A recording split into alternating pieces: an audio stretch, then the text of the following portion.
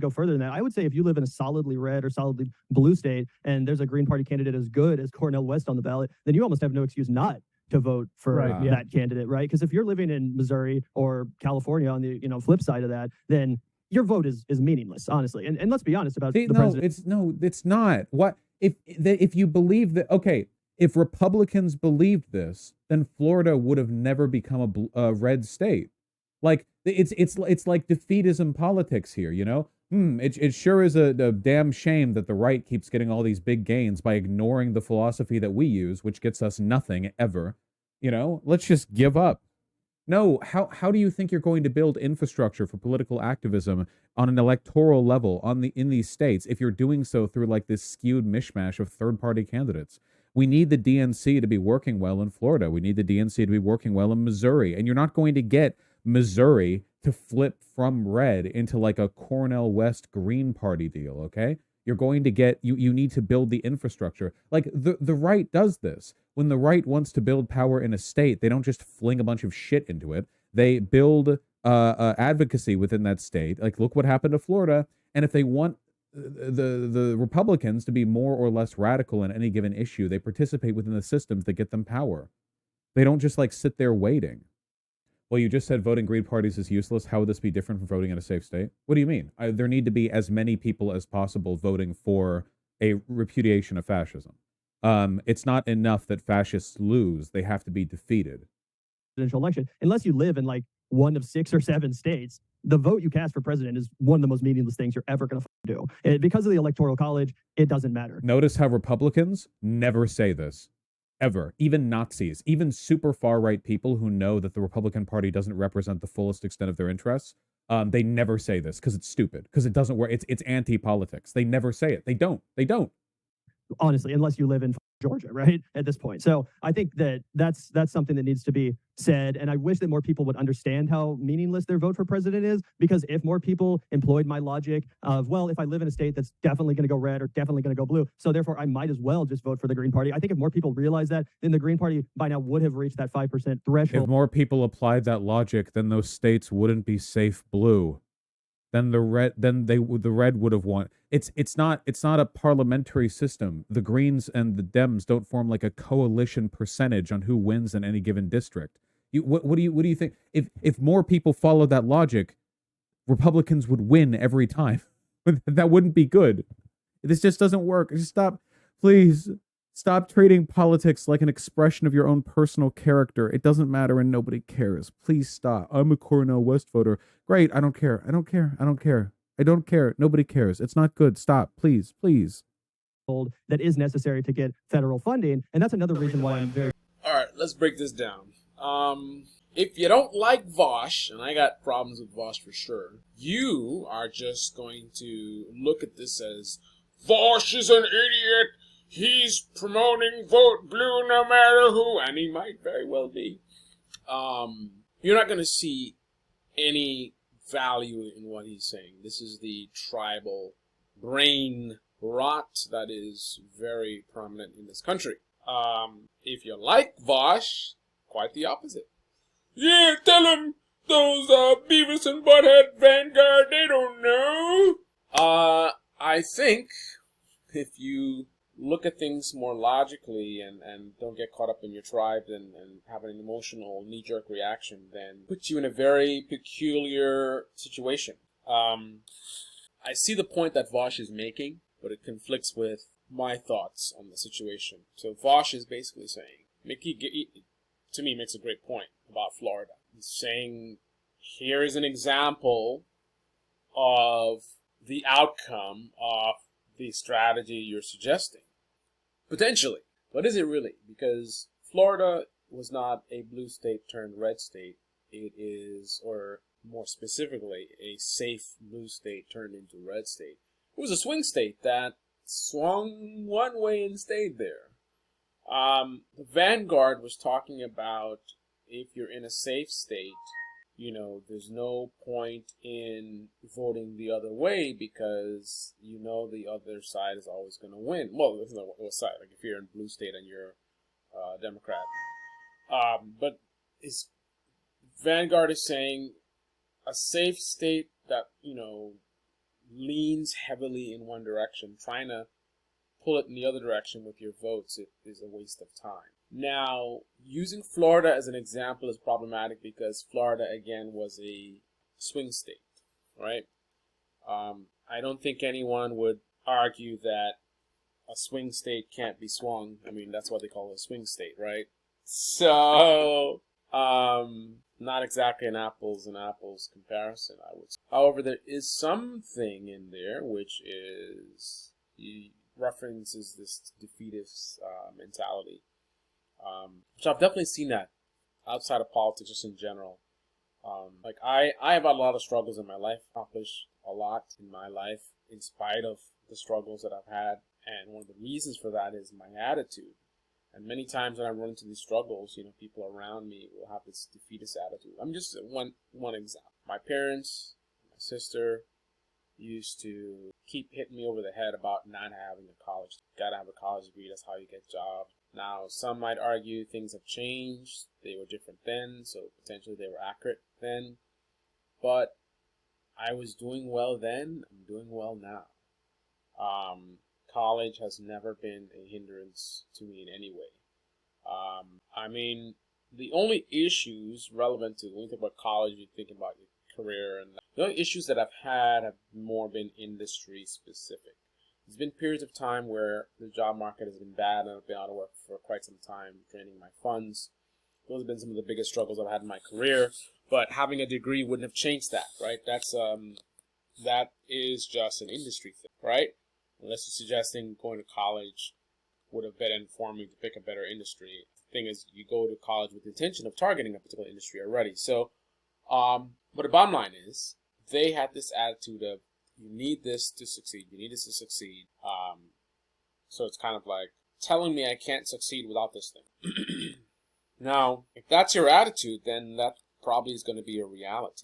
If you go around, you need a college degree to be successful, then you're not going to make moves that you need to make to be successful, right? Because why bother, right? I think the same thing can be applied politically, right? If you're in a safe state, let's say it's a deep red state and you're left, part of the reason that it's a safe state, ironically, is because you believe it's a safe state. Like, you're in that deep red state, and you living there, being on the left, and thinking, well, this is a red state, that's part of the reason that keeps it safe. It's not so safe if you reject that thought process. Because in a deep red state, there's going to be a decent amount of people that are on the left, or liberal, center left, whatever you want to call it, right? It's just a matter of, in terms of voting, way more people that are on the conservative side are voting in that area, right? I would want to look at some statistics and see, in a deep red state, what percentage of Republican voters vote, eligible voters vote, versus Democratic Party eligible voters vote. Who has a higher percentage of voter turnout? Is there slight differences I'm not concerned about so much? I'd want to see if there's a big difference. Meaning, that'll be a demonstration potential of the defeatism, right? You have Democrats in this state that just don't even bother to vote. Because a red state, what's the point, right? I would like to see if that data exists. And of course, the same thing in reverse. If you're a conservative in a blue area, you know, what are the statistics there?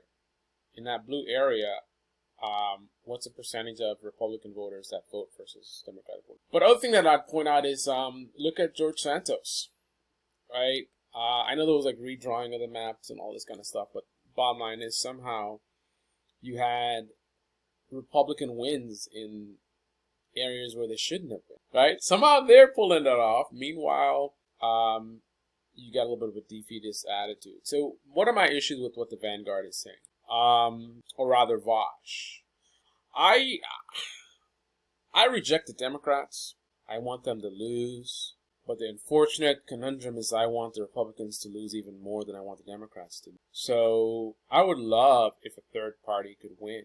Not because of what the third party can bring, but because of what fair can bring. Why do the Republican voters get so much and the Democratic voters not so much? Like, all these bills that have been passed all over the country, hundreds and hundreds of bills. Why is that happening? That's fair. If you don't pander to your base, in the Republican Party, they'll vote you out. They'll come after you. They'll come for you. The Democrats don't have that fear. Now, the Democrats were starting to lose to third parties. That would put fear in their hearts, and they would have to think about, hey, we got to do more, man, because what we're doing right now is not cutting it. I mean, look at what just happened. We've got to put a stop. So obviously, they already have preemptive fear. So we're already seeing a demonstration of this reality in terms of any kind of progressive that sticks their head up, or any kind of Green Party.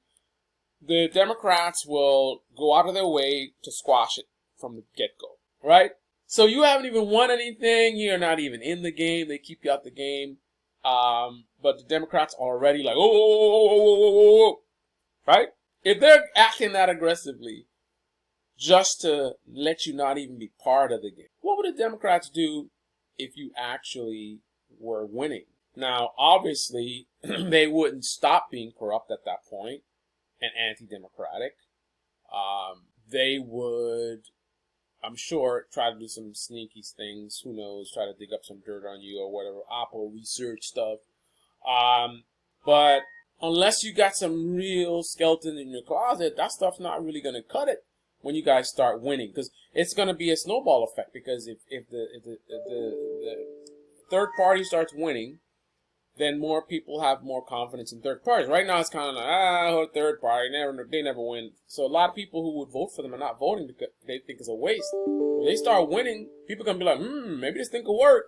And then it's going to be even more and more traction. So the Democrats would need to aggressively put a stop to it ASAP, right? And again, unless there's some real crazy skeletons in the closet, the way to do it is through legislation. Right, the same way all them bills all over the place, they'll need to be passing some bills, right? We're not talking about dedicating some statue and giving a holiday.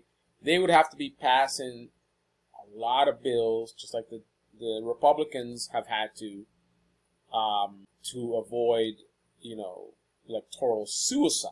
So I'm kind of in a bind. I want the third parties to win as a threat to the Democrats, so that they can do more. But I also recognize Vaush's point of the defeatism, where if a bunch of people started voting third party in let's say, we're talking from a left-wing perspective, right?